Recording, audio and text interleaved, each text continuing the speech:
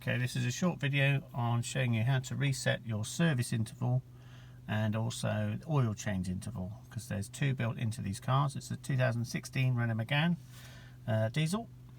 So the first thing we need to do would be to put the ignition on but not start the car. So we put the key in,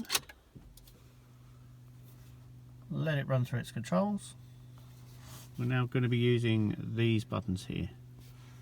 So just short presses to run through the menu on the right screen, and every time I'm tapping, there we go, we've got service intervals. Now we need to push and hold this button to enter the menu, so just keep pushing and holding, and now we can cycle through the oil change or the service button.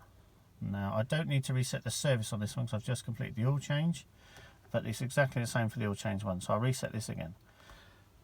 So your oil change will either be 0 or really low on the miles. So we need to, once we've got that in the display, push and hold the button.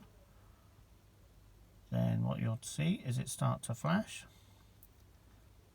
So it'll change from that, and then it will stop and show you the correct mileage. So that's now reset. And the same, you would do the same with the service. So you'd push and hold the button, and then it will reset itself. So I don't want to change this one because it'll be out of sync. Hope this helps.